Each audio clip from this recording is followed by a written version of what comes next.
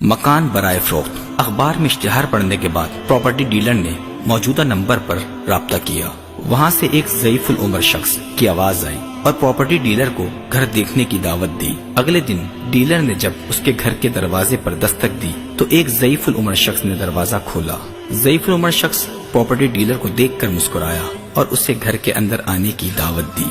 उसके drawing room में बैठते ही एक उम्र रसीदा बूढ़ी खातून ट्रॉली में चाय, बिस्किट और हलवा लेकर सामने हाजिर हुई। डीलर ने कहा, बाबा जी, आप मकान कितने में फरोख्त करना चाहते हैं? बाबा ने बड़े धीमे लहजे में कहा, पहले आप चाय नोश फरमाएं। चाय पीने के बाद डीलर ने कहा, जी अब बताएं, आप मकान कितने में फरोख्त करेंगे?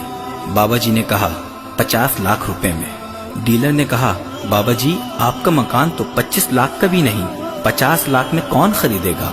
बाबा जी ने कहा, 50 लाख का ही फरोख्त करना है। डीलर ने माजरत की और वहां से चला गया।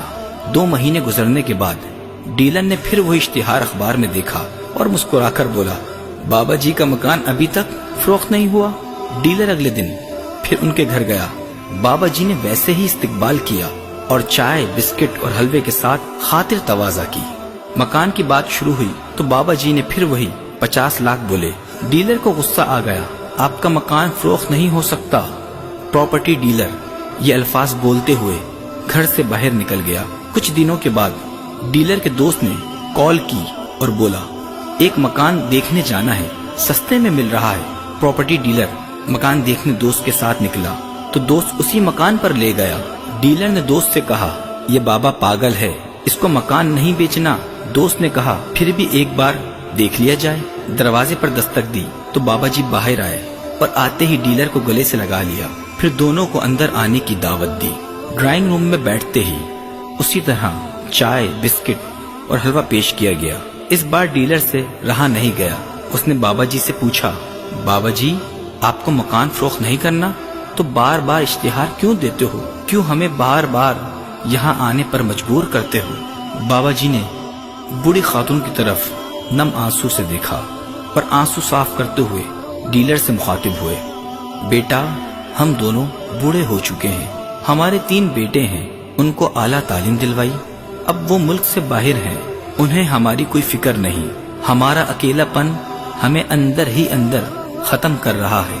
हमारे पास कोई नहीं आता, इसलिए हमने इश्तिहार दिया ताकि 2 घड़ी किसी से बात कर सके। बुढ़ापा और अकेलापन, इन दोनों के साथ जिंदगी किस कदर मुश्किल है, इस बात का अंदाजा आपको तभी होगा जब आप बूढ़े हो जाएंगे।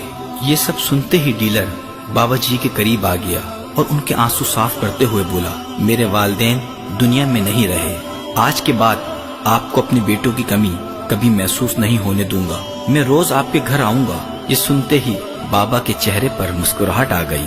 दोस्तों, आपके वालिदैन बूढ़े हो रहे हैं, इन्हें आपका पैसा नहीं, आपका वक्त दरकार है।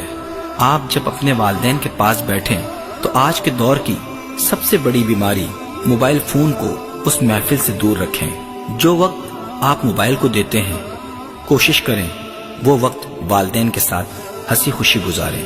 अकेलापन इंसान को पागल कर देता है, जहनी मरीज तक बना देता है। आपसे गुजारिश है, कुछ वक्त अपने वालिदैन को भी दें। अगर आपने अभी तक हमारा फेसबुक पेज लाइक नहीं किया तो अभी हमारा फेसबुक पेज लाइक कीजिए